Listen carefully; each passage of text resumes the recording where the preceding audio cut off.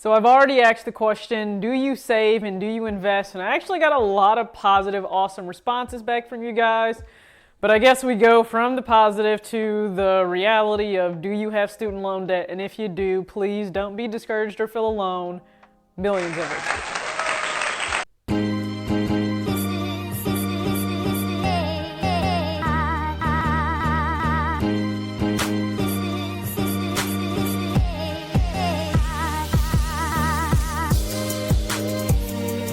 Back with another video, Talks with TJ, aka TJ Two Shoes Chains, Two Shoes Crew. What is going on? Thank you so much for tuning into another video. If you are already subscribed, make sure you go ahead and engage in the comment section and try to get back to all of you.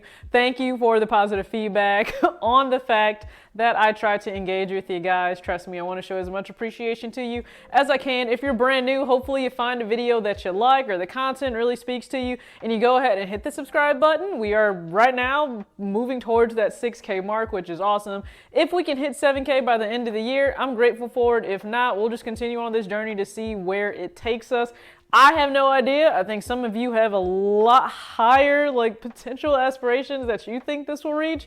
I'm just enjoying it for what it is and trying to be in the moment, because I have a terrible habit of not doing that and worrying about everything else but what is going on right now. So this video, I will try to keep it short, but it does play along to the other videos I posted last week and then 2 weeks ago, just in relation to some simple questions, because we will not have these discussions, but I think we need to, because people have this belief that they are the only ones struggling with certain things. That is not the case, okay? So in terms of, do you have student loan debt? It's really a very simple answer, yes or no. And of course that can go down a number of different roads. Is it, federal? Are they private based on, was it undergrad and graduate? Was it just undergrad? You can run into a number of different things. Maybe you were an athlete and you still had to take out some student loans, even if you were under scholarship. Maybe you were going to school, extenuating circumstances happened, you ended up dropping out, you didn't finish your degree, and so you still have those loans but no degree, which kind of does put you in a tight spot, because you can't actually leverage that degree to earn more money in the marketplace to then pay off those student loans. And so many people will go to school to pursue a degree because it's what you're told you have to do to be a successful contributing member to society. And yet you have a degree that doesn't actually even pay you enough after basic living expenses to be able to pay off the student loans. I think that's extremely sad. It's an embarrassment on our part as a society of what we kind of guide kids through. I mean, we put them behind the 8 ball before they even really start becoming adults.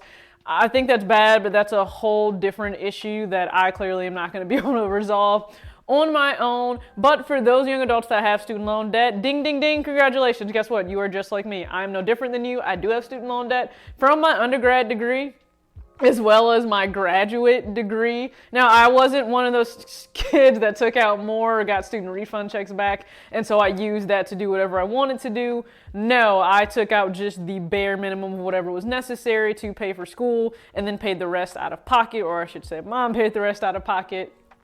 I worked part-time to be able to provide the daily things that I needed for myself. But I have student loan debt just like you. I used to let it consume me of wanting to pay it off so very fast. And trust me, I've been able to pay off some student loans. I am still on track to pay them off a little bit ahead of what their date will be. But guess what? I learned it's not the end all be all. Yes, it may feel so daunting to have them, because guess what? Once I pay off my student loans, the minimum payment that I have right now and the one that I'll have probably in a year and a half, because I'm on a graduated plan, which means it goes up based on what my income would go up as. That's how I chose to structure it.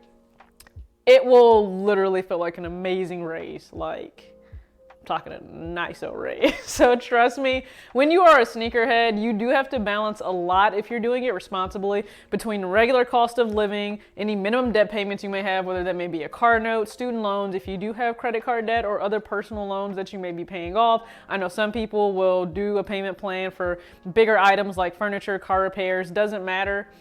We all have to have a plan. Just have a plan for how you want to tackle your student loans. Now, a good thing that you can do, if they're private, look to consolidate them based on whatever the aggregate, which means the total interest rate of all of your loans are. Now, for me, all of mine are federal, so it wouldn't make sense for me to try and consolidate them because, for one, I lose all of the kind of safety net measures that are in place if you have federal student loans. Also, my aggregate percent or my interest rate is actually really low, so it wouldn't make sense. Like I probably would never actually get lower than what I have right now. But look to do that to consolidate if you can. If not, once again, what do I always say? Look into a budget. So have a budget laid out of what you bring home every single month and what your monthly expenses are. That includes your minimum debt payments. And then once you have some extra cash you want to put towards debt, start applying that towards the principal balance of your student loan debt. That way you can actually go ahead and start to minimize what that balance is that you're actually accruing interest on. I know it's frustrating. I know it's hard. I know so many of us wish we would have taken a different route, not taken out student loans.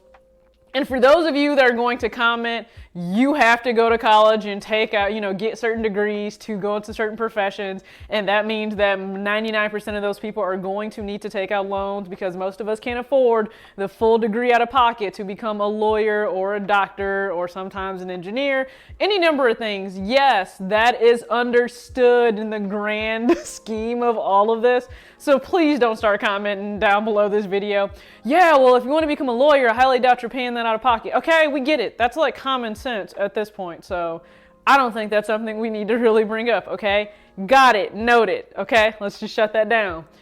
Hopefully you are looking at the total picture of whatever it is you want to do, because there are so many people that graduate and they don't even use their degree. They don't even go into a role or into a profession that needs the degree they went to school for. So it feels like a double smack in the face when you're paying for that degree and you're not even using it. But this is just to get the conversation started. Hey, do you have student loan debt? If you do, guess what? You're not alone. Have those conversations with your peers to find out maybe how they are tackling their student loan debt. I'm not one of those people that thinks you just need to not pay it and just let it continue to do whatever it does. Like, here's the thing about it. Man up, woman up. You signed the contract that said you would pay back this money. I know it sucks, but you should probably just go ahead and pay it back. Make a plan. You can do it. Trust me, I'm doing it just like you are. But thank you so much for tuning into this video. No, it's not really sneaker related, but you know what? Sneakerheads have student debt too.